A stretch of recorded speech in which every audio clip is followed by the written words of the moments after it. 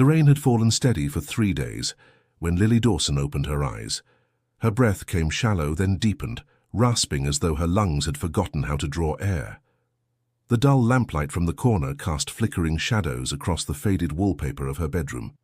Somewhere in the distance, a dog howled, and the smell of damp earth seeped through the cracked window panes. Edith Dawson stood over the bed, her Bible clutched to her chest. She gasped as Lily blinked again, her pale lips parting. "She's awake," Edith whispered. "Lord above, she's back." Lily turned her head slowly. Her throat burned when she tried to speak, but she managed 3 words, hoarse, slow, and chilling. "He killed me." Edith froze. In the silence that followed, the only sound was the pattering of rain on the roof. If this opening sent chills down your spine, make sure to subscribe for more terrifying true tales like this one. The doctors in Ashland had said it was a miracle. 17-year-old Lily Dawson had fallen from a rocky ridge behind her family's property. At least that's what the townsfolk believed, and been unconscious for 13 days. They hadn't expected her to wake. But here she was, home again, her skin pale as bone, her dark eyes unfocused, her mind caught in some place between memory and madness. Her return unsettled the town. At Mitchell's general store, whispers floated like dust in the sunlight. The preacher mentioned her name with a hesitant reverence, and at Sunday service, Edith clutched Lily's hand so tightly the girl's knuckles turned white. "She's fragile," Edith told anyone who asked. "The Lord's given her back to me, but she ain't the same." And she wasn't. Lily spent her days wandering the farmhouse in silence. She spoke little, and when she did, it was often to ask strange questions. "Have you ever seen someone die?" Or, "What happens when your eyes are open but everything's black?" She'd stare at her reflection as though it didn't belong to her. She refused to go near the woods behind the house. At night, she dreamed. She dreamed of running, of snapping twigs beneath bare feet, of cold wind slicing across her face. In her dreams, she could hear someone chasing her, heavy boots against wet leaves, a voice calling her name. And just before she'd wake, there would always be the same moment. A shadow looming, the glint of something silver, a hand grabbing her from behind, and the unbearable, suffocating pressure around her neck. She would sit bolt upright in bed, gasping, sweat pouring down her back. Each morning after, she'd be quieter. One afternoon, she walked to the window and stood still for a long time. Her gaze fixed toward the forest, where the pine trees stood dark and silent. Edith noticed. "Don't you go thinking about those woods," she warned sharply, drying her hands with a dishcloth. "That's where it happened. You leave it be." Lily turned slowly. "What happened there?" "You fell, baby. You slipped and hit your head, that's all." Lily didn't respond. But something in her expression changed, a glint of suspicion or maybe defiance. Later that night, after Edith had gone to sleep, Lily found an old sketchbook in her desk drawer. The paper was brittle with age. She opened to a blank page and began to draw, not knowing why or where the images came from. By the oil lamp's glow, her hand moved across the paper with strange urgency. A crooked cabin surrounded by pine trees, a narrow trail, a black truck parked near a ditch, and in the center, barely visible in graphite, a girl's face twisted in terror, her own. She stared at it until dawn. The next morning, she spoke again. "He had a knife," she said, her voice calm but distant. Edith stopped mid-step, a basket of laundry in her arms. "What did you say?" "He chased me through the trees," Lily continued. "I remember it. He caught me near the edge of the ridge." "You're confused. You hit your head. He grabbed my throat. I couldn't breathe." "Stop it," Edith snapped. "That's the devil talking, not you." Lily didn't flinch. She folded her drawing and placed it beneath her mattress. That evening, Edith called Reverend Monroe.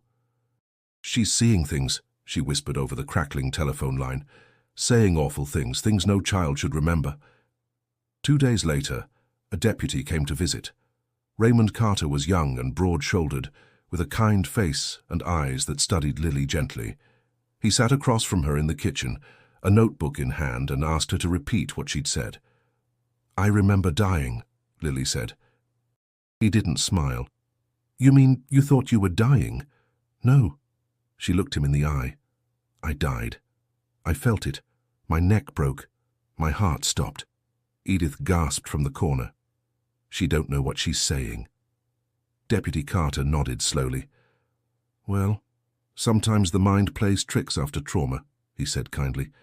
You had a bad fall. It can do strange things.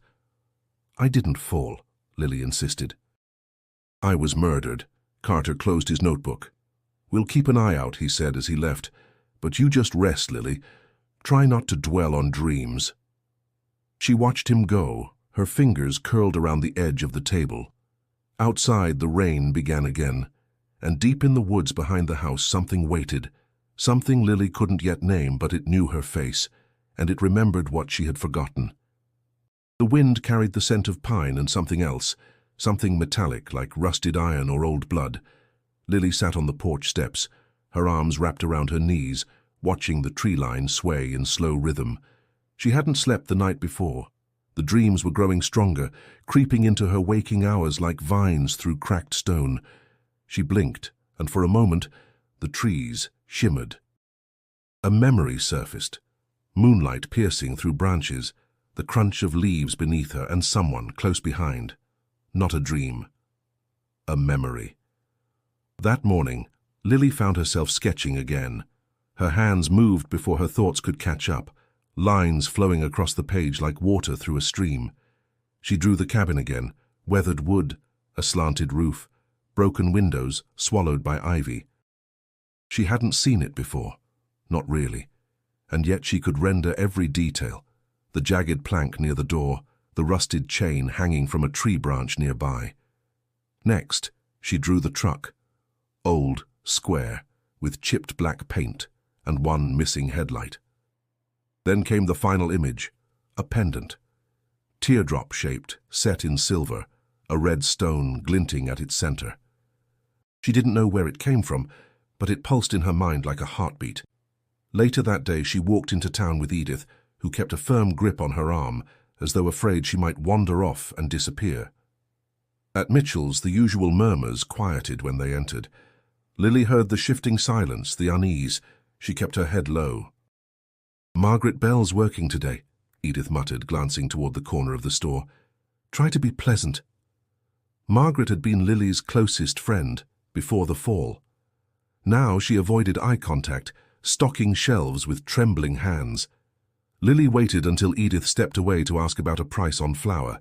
Then she approached. Margaret, she said quietly. The girl froze, her shoulders tense. I need to talk to you. Margaret didn't turn. You should go, she whispered. You're not supposed to be here. Please, Lily said. I remember something. From that night, there was someone else. Margaret finally looked at her. Her eyes were wide and glassy. You don't know what you're saying. I do. No. Margaret's voice shook. You need to forget. For your own good. She turned away and walked into the back room. Lily stood there for a long moment, her heart pounding like a drum. That night, the dreams returned. But they didn't feel like dreams anymore. She was running through the woods, the pendant heavy around her neck. A beam of moonlight illuminated the path ahead.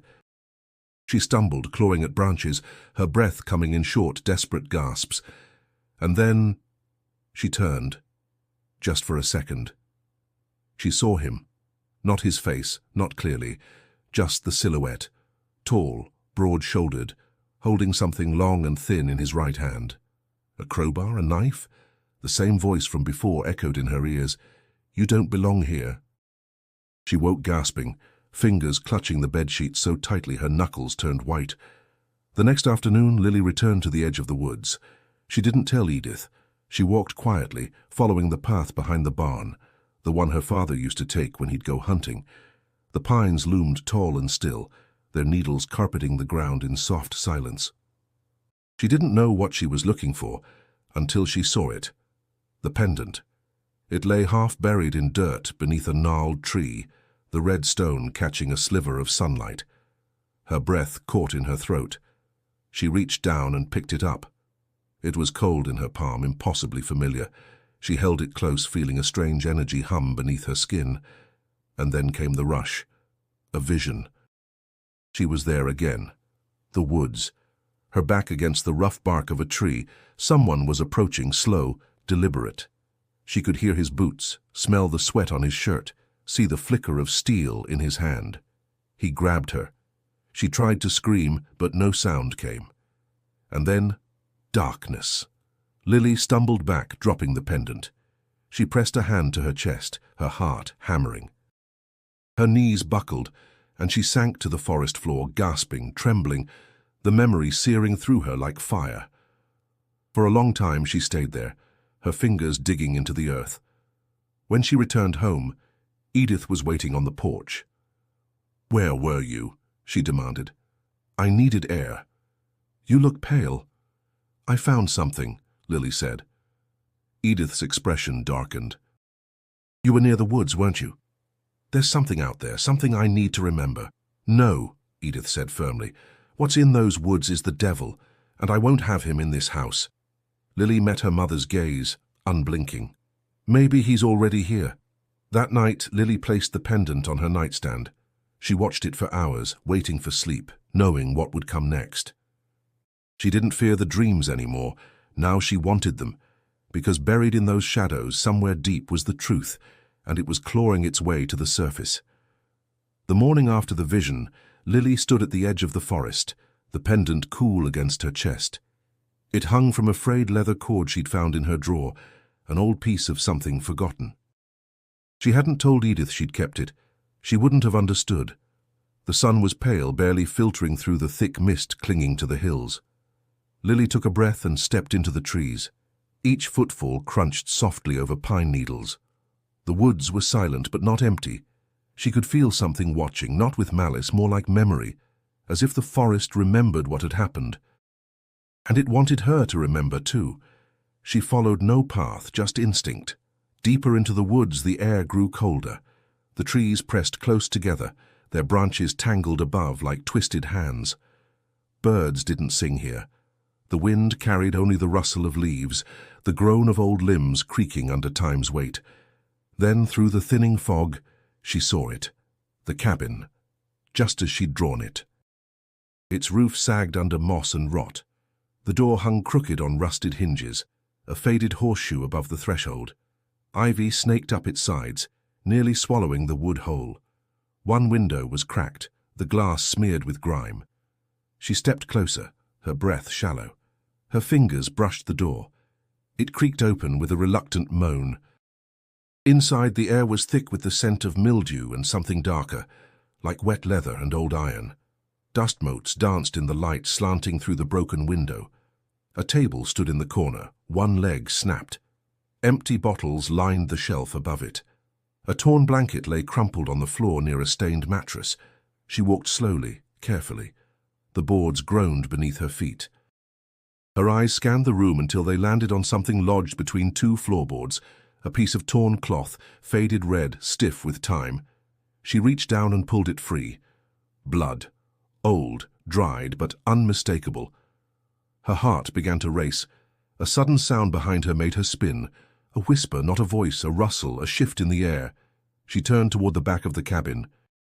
A door stood half open, revealing a narrow hallway. She stepped through, following the sound, the pendant pressing warm against her skin now. There, at the end, was a small room. Empty, except for one thing. Carved into the wall, deep, deliberate, were the letters. LD. Her breath hitched. Her fingers brushed over the grooves. The splinters bit her skin, and in that moment, the memory came. She was in this room. It was night. The door had slammed behind her. She'd screamed, fists pounding on the wood. He'd dragged her in here. She'd fought. God, she'd fought. But he was too strong. Her nails raked across his arms. Her feet kicked. But it didn't matter. He threw her against the wall and everything went black. Then came the pressure on her neck. A pain so sharp it became silence. A snap. And then, nothing. Until now. Lily collapsed to her knees, sobbing. Not from fear, from certainty. She'd been here. She'd died here. and someone had carved her initials into the wall like a trophy. She didn't know how long she stayed there, hands trembling, heart thudding like a war drum. Eventually she stood, wiping her face with the back of her sleeve. She left the cabin without looking back. But the forest had already changed. It felt darker now, heavier, like it knew she remembered. By the time she returned home, the sun was low. Edith was on the porch, arms crossed, face pinched with worry. "Where in God's name have you been?" she demanded. "In the woods." "I told you not to go." "I found it, Mama," Lily said. "The cabin." Edith froze. "I was there," Lily continued, voice steady. "And I saw where it happened." "There's no cabin," Edith said quickly. "That land's been empty since before you were born. I saw it." "You're remembering wrong," she said, more desperate now. "You're not well, baby." Lily stared at her. "You know something." Edith turned away, jaw clenched.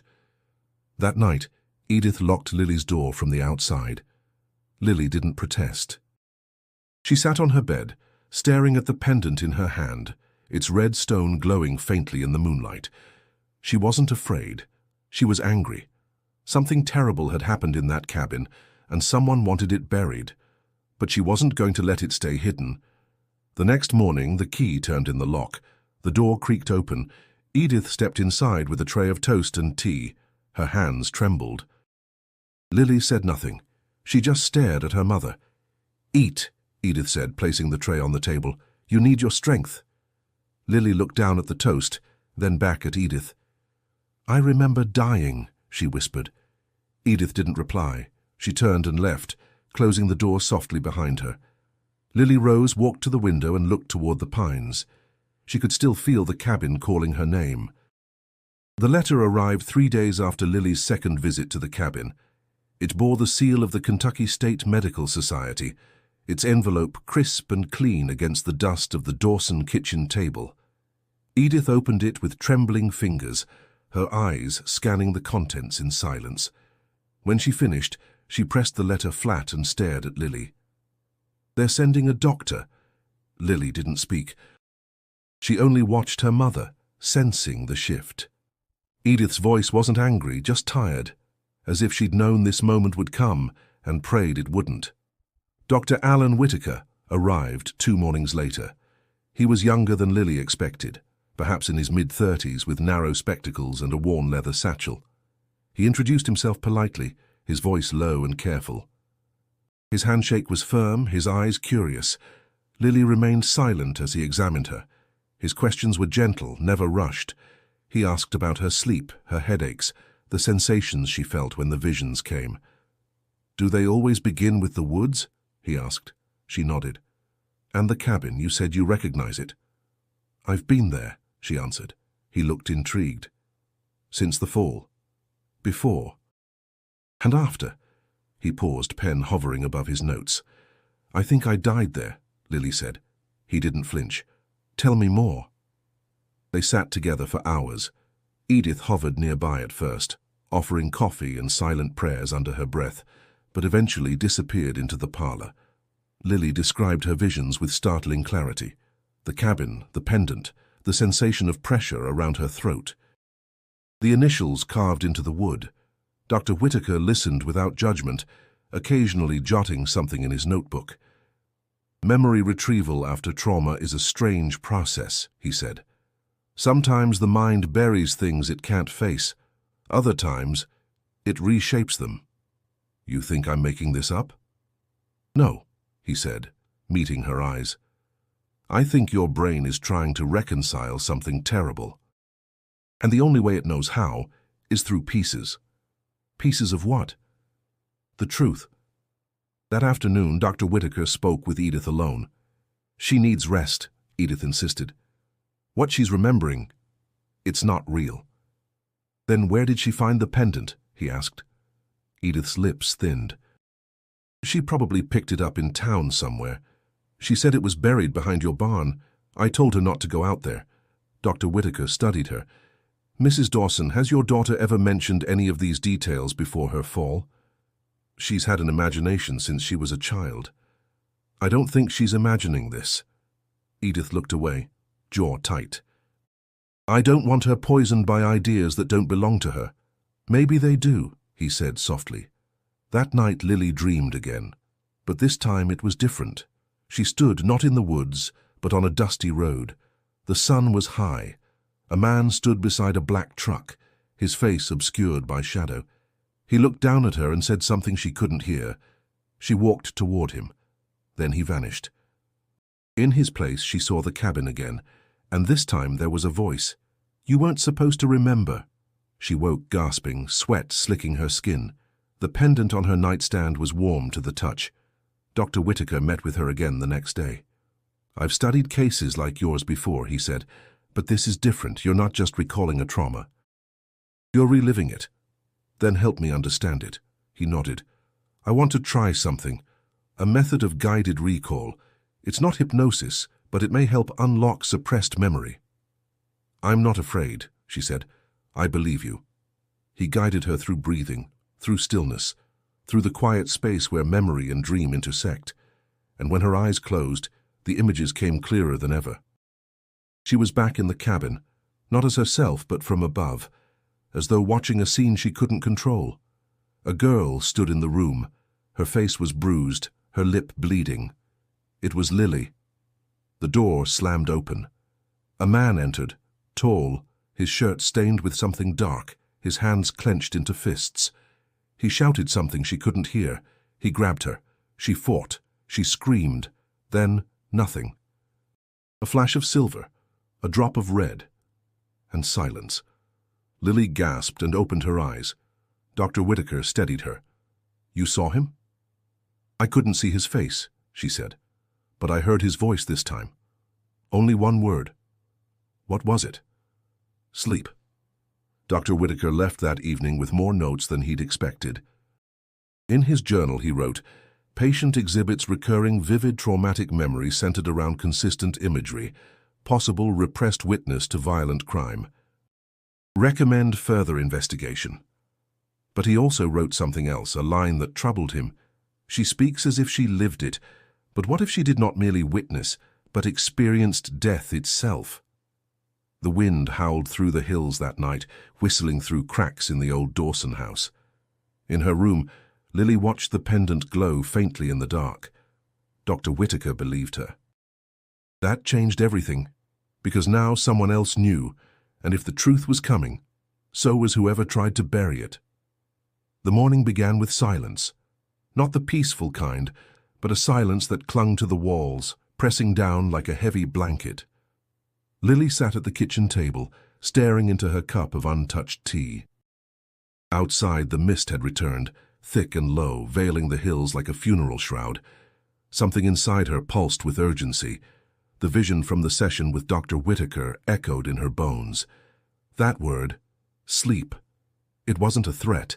It was a command, a moment, the end. She didn't want to sleep anymore. She wanted to wake up completely. After breakfast, while Edith swept the parlor, Lily slipped through the back door. She moved quietly the way she had in her dreams, letting instinct guide her steps. The wind shifted through the pines, whispering through the branches in broken rhythms. She passed the edge of the barn and followed a narrow trail hidden by weeds. Her fingers brushed tall grass, her eyes scanning the familiar land for something unfamiliar, something that didn't belong. Then she saw it. A ring of stones in the earth, covered with moss and years of silence. At the center, a capped well, old and crumbling, its wooden slats bowed inward. No one had mentioned a well. It wasn't on the property map. And yet, it was there, waiting. She stepped closer. Her hand touched the rotted rope handle of the crank. The wind stopped. For a moment, nothing moved. Even the birds had gone silent. Then she heard it. A whisper. Not outside. Inside her head. A voice, ancient and broken, brushing across her mind like smoke. Find her. Lily's breath hitched. She turned the crank. It groaned in protest. The rope creaked as it descended. Deeper and deeper. She felt resistance, then a jolt. Something was down there. She let the rope go and stepped back. The whisper returned. Not a word, this time just pain. She ran back to the house and stormed into the kitchen. "There's a well," she said breathlessly. "Behind the barn, something's in it." Edith dropped the pot in her hands. It shattered on the floor. What did you say?" Lily stared at her. "You knew. There ain't no well." "There is. And I think there's someone down there." Edith backed away. "Don't say that. I'm calling the sheriff." "You will do no such thing." But Lily was already out the door. Deputy Raymond Carter arrived by midday. He listened carefully as Lily explained, his eyes narrowing when she described the pendant, the dreams, the vision of the cabin, and now the well. "Show me," he said. They walked together behind the barn, past the overgrown trail, to the place where the stones formed a ring around the earth. Carter crouched, inspecting the structure. "This looks old," he muttered. "Very old. There's something in it." He turned the crank slowly, lowering a lantern attached to the rope. For a while, nothing. Then, the lantern caught on something. He raised it back up. Tangled in the rope were scraps of fabric, and beneath them, something white. A fragment of bone. Carter went still. He didn't speak. He just stared. Then he rose and pulled a handkerchief from his pocket. "We need to call Frank Kessler. He's with the county coroner's office." "Who is it?" Lily asked. "I don't know yet, but someone didn't want her found." He looked at Lily hard. "You said you dreamed this?" "I saw her," Lily whispered. "She's me." Carter blinked. "What?" "I don't mean she looks like me. I mean, I am her." The next hours passed in a blur. Sheriff Kessler arrived with 2 deputies. The well was cordoned off, cameras, notebooks, quiet voices. The bones were carefully extracted and wrapped in cloth. They found more than just fragments. A skull, a ribcage, small, thin bones, all weathered by time, but unmistakably human. The forensic technician said the body had been down there for years, a girl around 17, possibly strangled. Back in the kitchen, Edith sobbed into her hands. "They'll blame us," she kept saying. "They'll think it was us." "They're not here for you," Lily said, watching the mist curl outside the window. "They're here for her. But she's not real, Lily. She never was. That girl in your head, she's a ghost. She's me." "No, baby, she's not." "Then why do I remember how she died?" Edith froze. Lily returned to her room, the pendant gripped in her fist. She lay on the bed, staring at the ceiling as the voices swirled behind her eyes. She hadn't just imagined it. She had felt the girl's final breath, the weight in her chest, the darkness that swallowed everything. And now the earth had given her back. But whose bones were they? Who was the girl in the well? The day after the discovery in the well, Lily walked into town alone. People whispered as she passed. Eyes followed her, some curious, others afraid.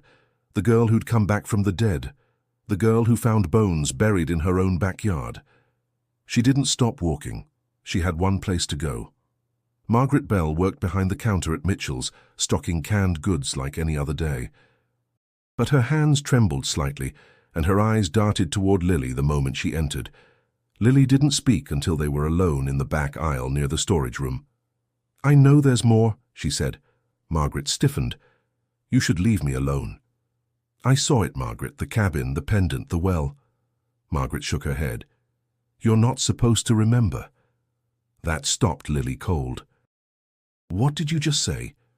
Margaret swallowed hard, then turned her back. "It wasn't supposed to be like this." Lily stepped closer.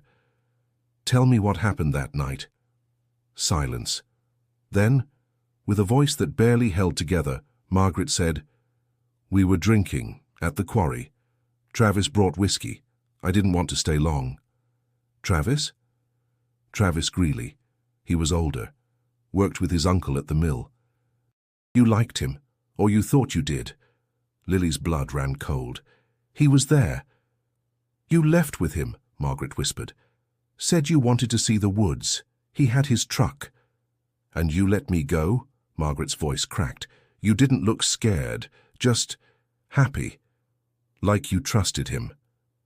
Lily's mind reeled. You never told anyone. We thought you'd run away. Or is that maybe you'd gotten hurt and didn't want to come back? I was gone for 13 days.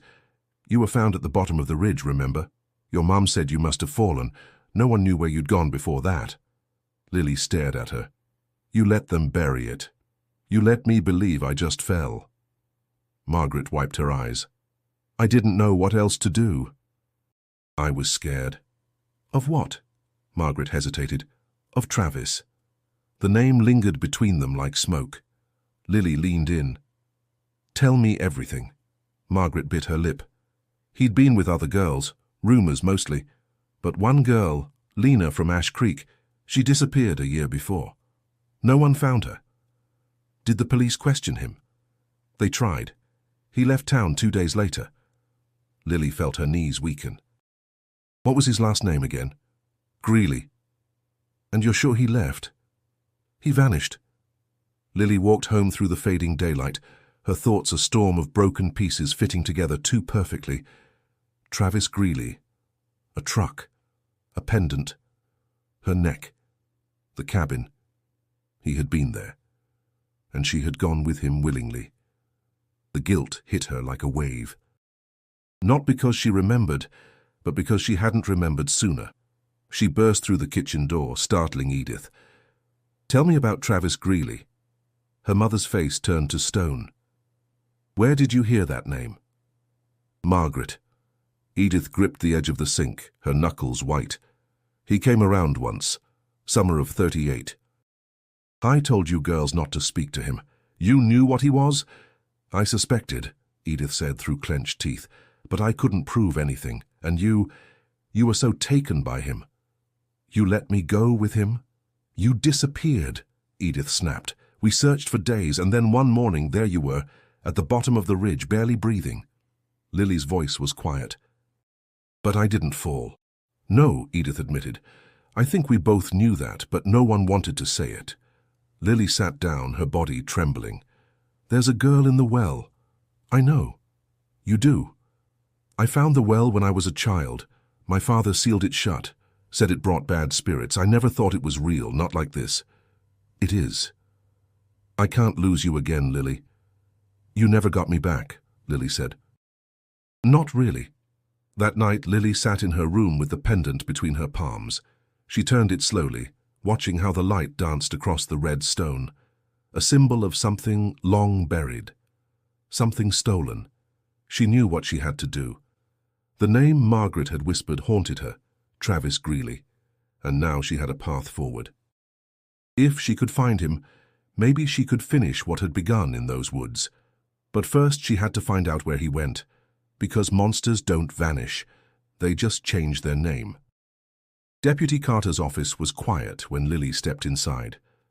Stacks of paperwork leaned against old filing cabinets, and the scent of stale coffee hung in the air. He looked up from his desk, surprised to see her. I need your help, she said. He motioned for her to sit. I remember the name, she continued. Travis Greeley. I think he's the one who took me into the woods. He's the one who... She hesitated, voice tightening. Left me in that cabin. Carter's brow furrowed. Where'd you hear that name? Margaret. She was there. She said he left town right after I disappeared. Carter rubbed his jaw. Greeley, that name's familiar. I want to know where he went. He nodded slowly. Let me see what I can find. 2 days passed before Carter returned with news. He found Travis Greeley in the old criminal logs, mentioned twice. Disturbance charges back in 36, he told her, and one report filed by a girl in Ash Creek. She vanished a few months later. Did they ever question him? Briefly. Nothing stuck. Then he disappeared. No family around here, no one to follow up. Lily's voice dropped. So he just vanished. Or changed names. Carter opened a thin folder and slid it across the table. This is what I found, he said. Birthplace, Clay County. Last known employer, Bell & Sons Auto, Ash Creek. Vehicle registered, a black Ford pickup, 1933. Sound familiar? Lily nodded. It's the truck from my dreams. Thought it might be. She took the file home and studied it in silence. There were no photographs, just addresses, dates, employer notes. She traced a finger over the last known residence, an old mining camp outside Ash Creek, vacated in 1939, too long ago. Still, she had a name, a place, and the image of that truck burned into her memory. Later that week, Lily walked into town again, this time to the old library. The local records were dusty and thin, but she found a stack of newspapers from the late 1930s, bound in fading leather. She flipped through page after page, searching for Greeley. And then she saw it. A small column, no larger than a recipe. Local worker questioned in missing girl case. No charges, no follow-up. But his name was there, and below it, something new. Another girl, 15, from Jackson Hollow. She was never found. Lily sat back, heart pounding. Travis Greeley hadn't just hurt her. He'd done this before, possibly more than once. She took a deep breath, copying the names onto a scrap of paper. Then she tucked it into her coat and left. That evening she returned to the cabin. The forest felt quieter now, as if it too were waiting.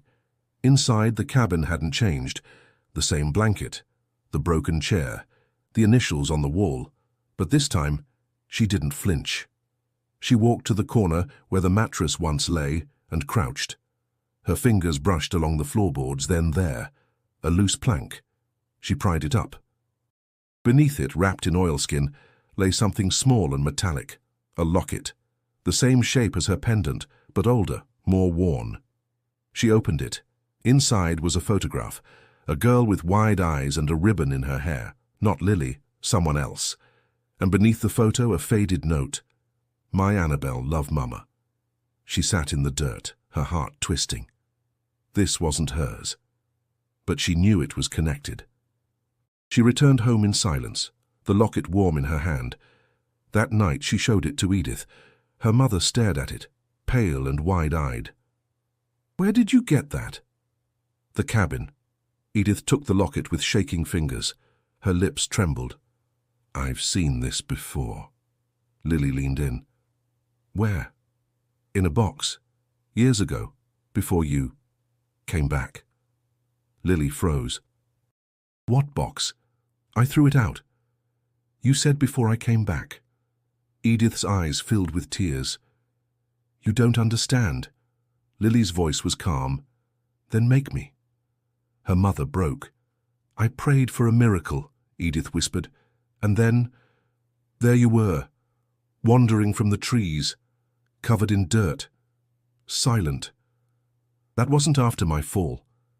No, Edith admitted. That was before. Before we found you at the ridge. Lily's blood ran cold. What are you saying? I don't know, Edith said. You just appeared. No name. You couldn't speak for days. Then one night you said your name was Lily. Lily stepped back. I didn't remember my name, she whispered. I just took it. Edith nodded, tears falling freely now. I thought it was a gift. From God? Lily stared at the locket, at the photo inside. The truth was shifting again, and now she didn't know who she was anymore. The silence in the Dawson home felt different now, not the hush of a quiet morning, but the charged stillness that follows a scream. Lily sat on the edge of her bed, the locket in her hand, Edith's words circling through her mind like a ghost refusing to leave. So you appeared, before the fall. No name, no voice. The pieces no longer fit, because if she wasn't Lily Dawson, then who was? That night she lay awake, staring at the ceiling. The dreams didn't come, but her thoughts did, sharper than any vision. She replayed every step, the pendant, the cabin, the well, the bones, the voice that told her sleep. All of it felt like memory. But now it wasn't just a question of what had happened. It was a question of to whom. In the morning she confronted Edith again. I want the truth, she said. Edith looked worn, eyes rimmed red. You have it. No, I have pieces. I need all of it. Edith hesitated, then nodded. We found you walking near the river, she said. Spring of '38. You were barefoot, covered in mud, couldn't speak. You clung to my hand like a child. You didn't call the sheriff? We tried, but there was no report of a missing girl. No one came forward. It was like you'd fallen from the sky. So you named me Lily. You said it first, whispered it one night in your sleep. Lily stared at the floor. So I wasn't her, I was never her. Edith's voice trembled. You were. To me. I was someone else, Lily whispered. But you became Lily. You filled her place. You had her smile, her laugh. You made me her, Lily said, standing, even if it wasn't real. Edith buried her face in her hands. I didn't know what else to do. Outside, the sky turned grey. Rain began to fall. Lily walked to the barn, her steps heavy. She remembered the way the well had whispered. The way the pendant had burned when she stood near the cabin. The way the bones felt familiar. Not because she'd seen them before, but because she had been them. And now she understood. The visions weren't just trauma. They were memory, not of a past life, but of someone else's death. That night, the dream returned. She stood in the woods, watching herself. But this time there were two of her. One ran, one watched. The one who ran wore a red ribbon. The one who watched clutched a pendant. She tried to scream, to warn, but the forest swallowed her voice. Then he appeared. Travis. He caught the girl, dragged her into the cabin, and when the door slammed shut, Lily awoke. She found Edith in the kitchen before sunrise. I know what happened, Lily said. Edith looked up slowly. I was there when she died, Lily continued. I saw it, I remembered it, I just didn't understand. Edith didn't speak. You took me in. You named me Lily, but I wasn't her. She was already gone. Edith's voice broke, and I couldn't let go. Later that day, Lily climbed the ridge behind the house, the place where her body had once been found, the place everyone thought she'd fallen. The wind blew hard, tugging at her hair. She sat on the edge and closed her eyes. The memory was waiting. She saw the red ribbon again, floating in the dirt. She saw the girl's face, Lily's face, terrified, broken, still. And then she saw herself, not dying, not running, but hiding, behind a tree, watching, frozen, too afraid to scream, too young to stop it. She hadn't been murdered. She'd witnessed one. Lily gasped and fell to her knees. It wasn't her life that had ended in that cabin. It was someone else's. She had taken her name, her place, her mother, and never remembered why. She returned to the house in silence. Edith waited at the door. I know who I am, Lily said. Edith didn't ask. She only stepped forward and held her tightly. You were always mine, Edith whispered. I know, Lily said, eyes wet, but I have to find who she was. That night, Lily lit a candle and opened the locket. Inside, the name whispered in her mind like a forgotten song. Annabelle. She didn't know how she knew it, but it felt right. And now that she had it, the rest could begin.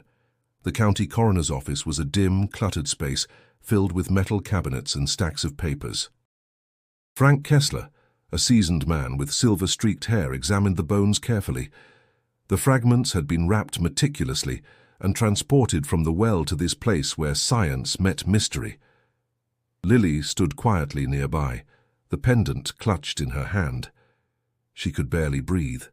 This was more than proof, it was confirmation. Kessler lifted the skull, turning it gently as though it might speak. Female, about 17, he said. Cause of death? Strangulation. That's consistent with your story. Lily's fingers tightened around the pendant. Any identification? Edith asked, voice trembling. No ID, Kessler said. The body's been here a while. Years. Without more evidence, it's just a nameless tragedy. The room felt colder. Lily swallowed hard. The realization pressed down on her chest like a stone. This was the girl she had seen in her visions, the girl who had died in the cabin, the girl she wasn't. Her.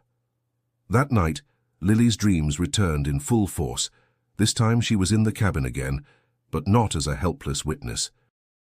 She was the girl who had died, The air was thick and cold.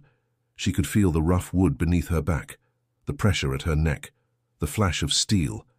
And then, the face. A man's shadow loomed over her. She tried to see his eyes, but they were hidden in darkness. His voice was low, a cruel whisper. "You weren't supposed to remember." The words echoed in her mind long after she woke, sweat damp on her forehead. Morning brought a heavy silence. Dr. Whitaker came again to the house. He was quieter now, more serious. "We have to consider new possibilities," he said. "If this girl is the body we found and you're connected to her somehow, there are questions we can't ignore." "What kind of questions?" He hesitated. "Could this be more than just memory? Could you be somehow linked to the victim?" Lily looked down. "I don't know." Edith sat nearby, her hands folded tightly. "Is this why you've been so distant?" she asked. Lily nodded. "I'm scared. You're not alone." Days passed. The small town buzzed quietly, some whispering about the girl who had returned from death, some fearful of the secrets unearthed. Lily couldn't focus on anything but the fragments of the past crashing through her mind. She went back to the well. The wind was cold and biting. She touched the stones, feeling the weight of history pressing against her skin. One afternoon, Deputy Carter visited. "We've been looking into those old cases," he said. "No leads on the other missing girls. But something strange came up." "Strange?" "We found records of another girl, 15 years old, from a nearby town. She disappeared around the same time." Lily's heart pounded. "Jackson Hollow," Carter said. "No trace since." The pieces came together. Lily's visions, the pendant, the cabin, the well, the missing girls, the black truck, all threads tangled in a dark web of secrets. That night, Lily sat by her window, the pendant glowing faintly in the moonlight. Her reflection stared back, but it was more than just her. It was the other girl, the real Lily Dawson.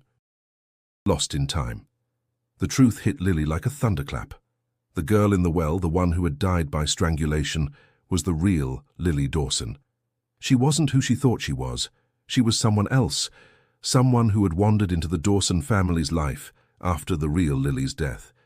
The pieces fell into place slowly, painfully. Lily wasn't born Dawson. She was found. Lost. Silent. A girl who had survived something no one wanted to remember. She remembered the night she appeared. Edith's hands shaking as she wrapped a filthy child in blankets, her own body aching, covered in bruises and dirt. No name, no past, just a scared girl holding onto a name whispered in dreams.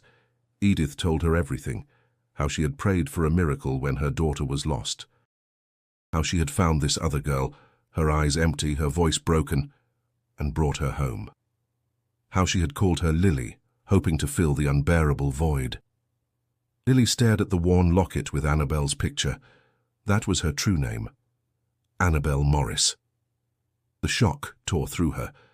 She felt like a ghost in her own life, a borrowed soul, but also a survivor. Deputy Carter approached with caution. "We found a man," he said quietly. "Travis Greeley." "Yes, he's alive." Lily's heart raced.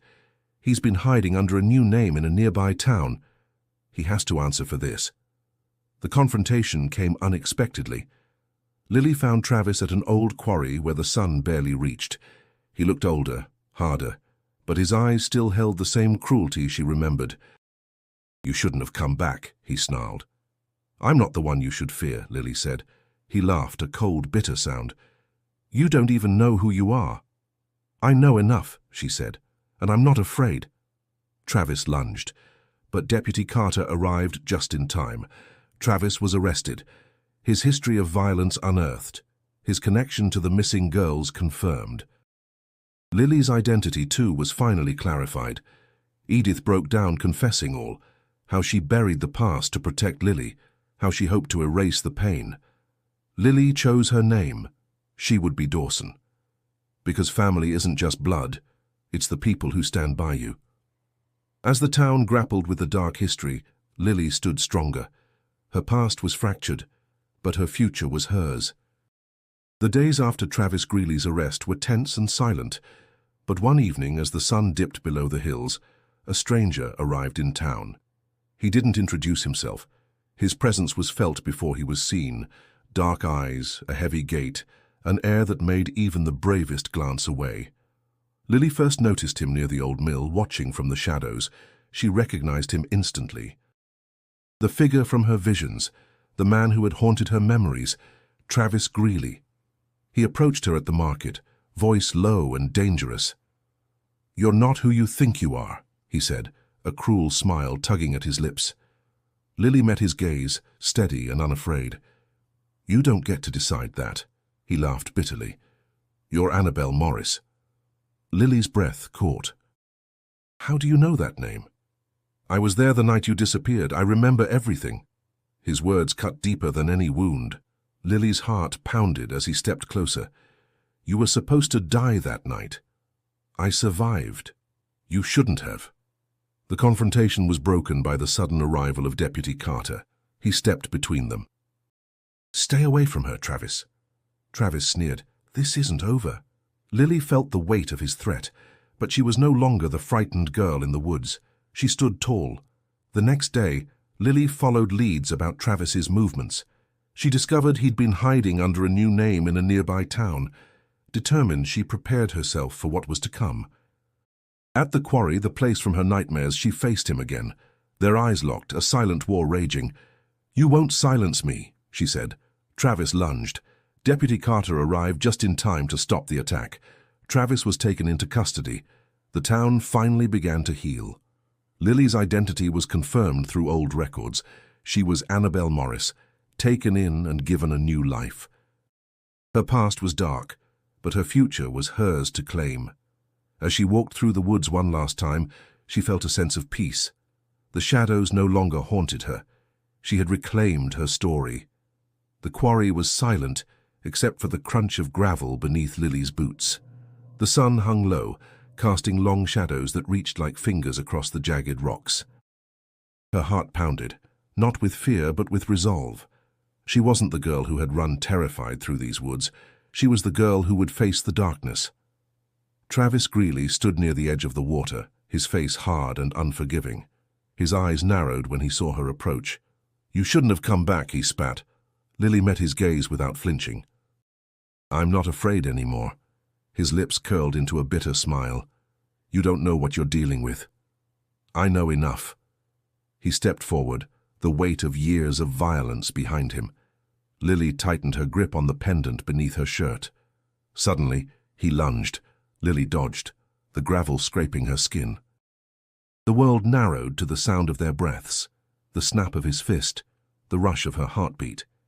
She remembered every detail from her visions, the fear, the fight, the desperation.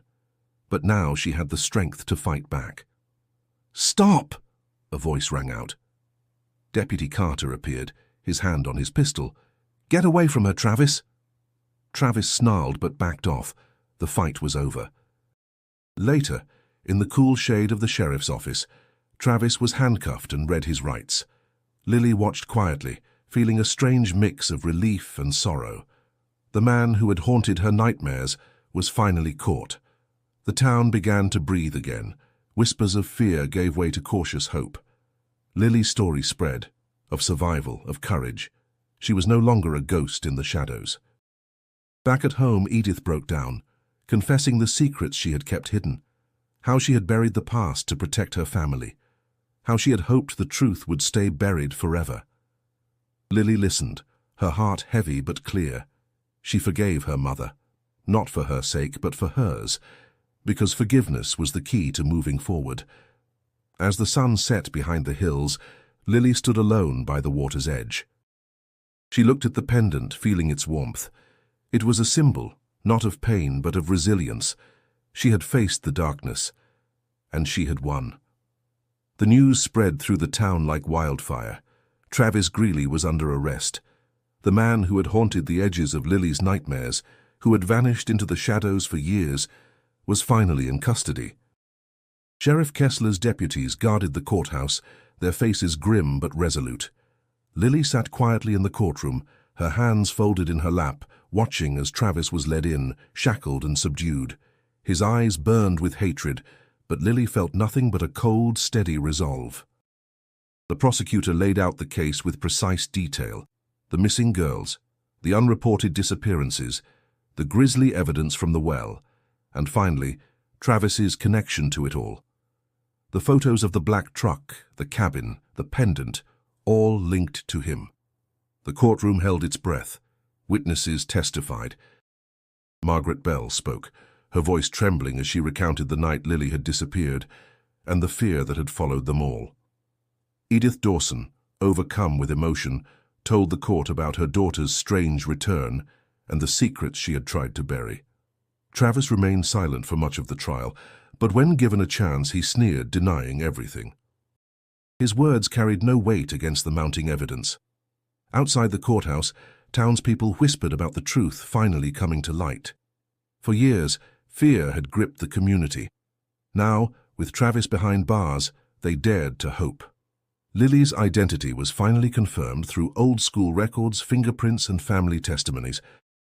She was Annabelle Morris, the girl who had survived, who had been given a second chance at life. She decided to keep the name Dawson, not just because of Edith's love, but because she had chosen it. The weight of the past was still heavy, but Lily's steps were stronger. She wasn't just a victim anymore, she was a survivor. That night, Edith and Lily sat together, sharing quiet tears and a fragile peace. "I'm proud of you," Edith whispered. Lily smiled. "I'm ready to move forward." The town slowly healed. The dark secrets once buried deep were now brought into the light, and Lily was ready to face whatever came next. The town of Dawson felt the weight of the past shifting beneath its feet. Rumors spread, whispers growing louder with every passing day. People gathered at Mitchell's store, voices low but urgent, trying to make sense of the horrors buried for nearly a decade. Lily watched it all quietly, the knowledge settling in her bones. She had faced the darkness, and now the town was learning to do the same. Dr. Alan Whitaker published an article in the Kentucky Medical Journal. It spoke of trauma memory and soul imprinting, of how the human mind could trap fragments of another's experience, binding lives in unexpected ways. His work sparked conversations in hushed tones around dinner tables and church pews. Margaret Bell came forward publicly. She stood before the town, voice steady, and apologized for the secrets she'd kept. She explained the fear that had silenced her and begged for forgiveness. The community listened, some nodding, others staring in disbelief. Edith Dawson became a quiet symbol of forgiveness and pain. She attended every hearing, every meeting, her presence a reminder of the cost of buried truths. Lily supported her mother, their bond tempered by shared grief and hope. Slowly, healing began. Neighbors mended fences, children played in sunlit yards, and the forest no longer whispered only fear. But for Lily, the journey was far from over. She visited the grave of the real Lily Dawson, the girl whose life had ended too soon. The stone was weathered, the name barely visible, but the memories were sharp and clear. She left a single flower. At home, Lily sat by the window, the pendant resting on her palm. The pines stood tall beyond the glass, silent witnesses to the past. She felt their watchful eyes, but no longer with dread. The shadows had lifted. Her story was one of darkness, yes, but also of light. Lily stood at the edge of the forest one last time. The pines stretched tall and silent, their needles whispering in the soft wind. The heavy weight of the past had finally lifted, leaving behind only quiet echoes. She held the pendant tightly in her hand. It was no longer a symbol of fear, but of survival. She walked slowly through the trees, the earth soft beneath her feet. Each step was a farewell to the girl she had once been, the girl who had died and returned. The shadows no longer reached for her. The nightmares had faded. At the well behind the barn, Lily knelt and placed a single wildflower on the stones. She whispered a goodbye to the girl who had lived and died there, the real Lily Dawson. Her heart ached, but it was free. The wind carried her voice through the pines, a gentle promise that she would remember, but not be held captive by the past. She stood and faced the horizon, the sky painted with the soft pinks and purples of dusk. This was her home, her story, her strength. And as she turned to leave, the whispers of the forest seemed to change, no longer haunting, but comforting. She was not alone. If this haunting tale stayed with you, don't forget to subscribe and watch the next story that will keep you up at night.